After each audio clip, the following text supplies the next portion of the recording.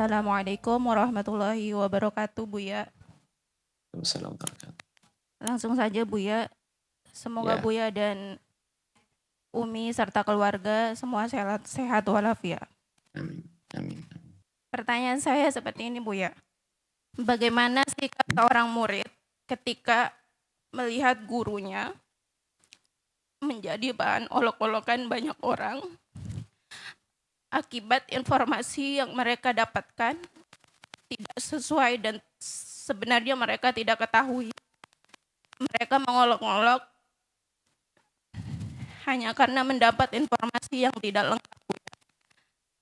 Akhirnya guru tersebut dicaci maki, dianggap salah satu contohnya dianggap menormalisasikan perzinahan. Demikian Buya, bagaimana sikap seorang murid? Karena sesungguhnya mendengar yang seperti itu sebagai murid itu muncul rasa benci Buya kepada orang-orang tersebut. Apakah perasaan Baik. seperti itu tidak dibenarkan? Wassalamualaikum warahmatullahi wabarakatuh. Waalaikumsalam warahmatullahi wabarakatuh.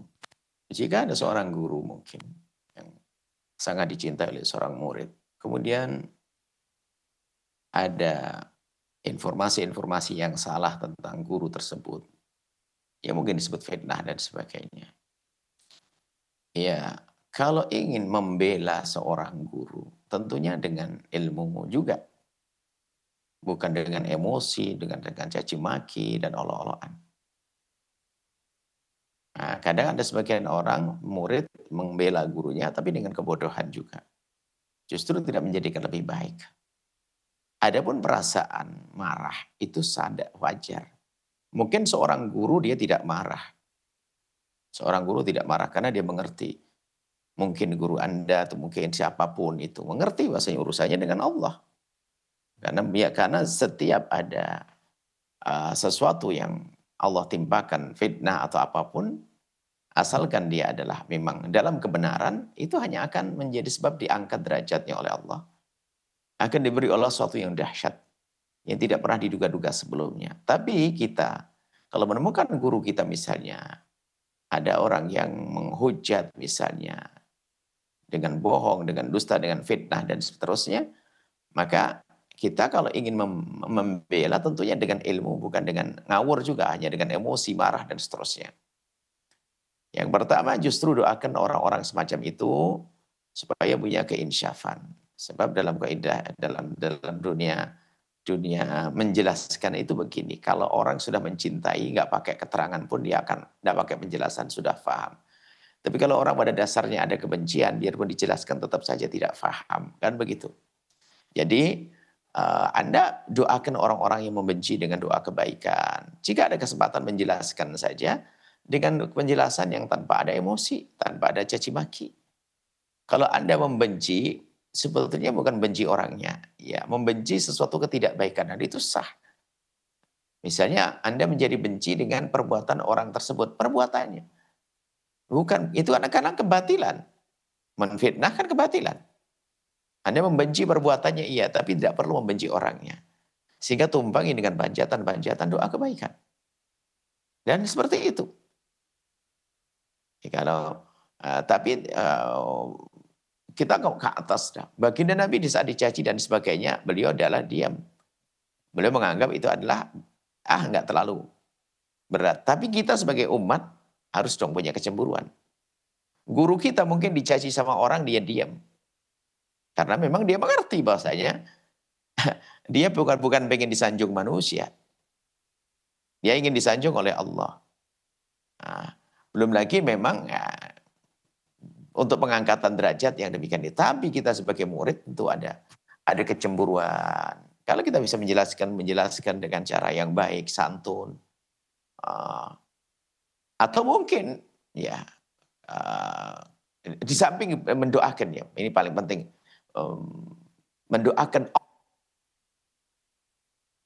orang-orang tersebut Semoga Allah berikan hidayah, berikan petunjuk. Yang jelas tidak boleh kita beri reaksi dengan emosi, karena emosi tidak menggugah hati.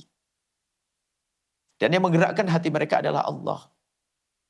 Kalau guru itu tulus, nanti suatu ketika akan berubah semuanya. Yang semula benci itu juga akan jadi baik. Sehingga mungkin sebagian orang itu sebagian para orang-orang pilihan Allah, para guru-guru mulia itu adalah di dalam urusan diri pribadinya itu begini. Kalau saya salah tidak perlu saya bela. Kurang lebih beliau mengatakan begitu kalau para kekasih Allah. Kalau saya benar, Allah lah yang membela saya. Kalau saya salah tidak perlu saya bela diri saya sendiri, wong salah kok dibela. Tapi kalau saya benar tentu Allah akan membela. Allah akan yudafi, Allah akan membela orang-orang yang beriman, orang-orang baik. Jadi memang sebagian para guru-guru itu sederhana. Dicaci itu enteng. Tidak akan membuat apapun, tidak akan merubah apapun. Memang seolah-olah akan berubah, mengurangi. Enggak akan. Tidak akan khawatir. Karena dia tulus. Kalau orang itu tulus kepada Allah Subhanahu wa taala. Hanya memang yang jadi masalah kita. Bahkan kalau Anda punya orang tua dicaci, kok Anda diam saja. Kok orang tua? Sahabat Anda. Anda punya sahabat dicaci, diolok. Sementara Anda mampu untuk menjelaskan. Anda kok tidak menjelaskan, Anda khianat. Misalnya Anda punya sahabat dituduh begini. Di depan Anda, kamu tahu enggak si Ahmad, si Fulan, teman ente itu. Dia begini, dia begini. Padahal dia tidak melakukan itu. Sementara Anda mampu untuk menjelaskan, kok Anda tidak menjelaskan, Anda khianat. Anda membiarkan sahabat Anda difitnah. Nah, ini kecemburuan. Tapi pun cara menjelaskannya tidak perlu pakai emosi, pakai marah. Sehingga bencinya seseorang itu adalah sah, tapi benci pekerjaannya bukan benci orangnya. Dan kalau mampu menjelaskan. Kalau mendiamkan tidak. Sahabat jangankan kok seorang guru Anda misalnya. Sahabat Anda difitnah oleh teman Anda, kok Anda diam? Berarti Anda diamnya itu seperti mengiyakan. Tapi Anda menjelaskan. Kalau Anda kurang jelas, bertanya kepada yang bersangkutan, sahabat Anda. Bertanya kepada guru Anda. Dia bisa menjelaskan, beliau bisa menjelaskan. Tapi kadang sebagian orang, sebagai orang-orang pilihan, itu lebih memilih diam, tidak perlu. Karena bahasanya begini, kalau orang sudah mencintai nggak pakai penjelasan, sudah dengan husnudzonnya. Tapi kalau orang sudah dengan kebencian dijelaskan kayak apapun tetap nggak paham, karena yang dicari bukan sebuah kebenaran. Ya, itu saja. Jadi benar apa yang ada di hati Anda adalah benar benci kepada pekerjaan orang-orang tersebut, tapi tidak boleh Anda memberi reaksi negatif. Ini yang pertama. Yang kedua adalah doakan orang-orang tersebut, doakan dengan doa kebaikan. Yang ketiga, jika siapapun mampu, kalau Anda membantu membela dengan cara yang baik, Anda jelaskan. Sebetulnya penjelasan yang Anda berikan untuk membebaskan diri Anda daripada kekhianatan. Anda tahu teman Anda itu tidak jelek, di saat dijelek-jelekan kok Anda diam. Anda bela. Karena Allah Subhanahu wa taala, dan urusannya dengan Allah.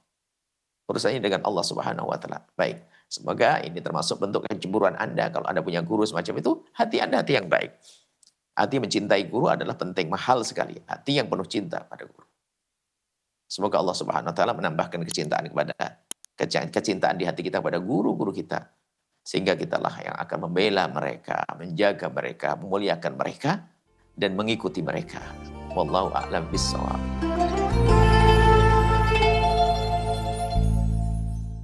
Sahabat Al-Bahjah TV, setelah menyaksikan video ini, jangan lupa bersolawat kepada baginda Nabi Muhammad. Shollu ala Nabi Muhammad. Allahumma sholli alaihi wa ala alihi wa sahbihi.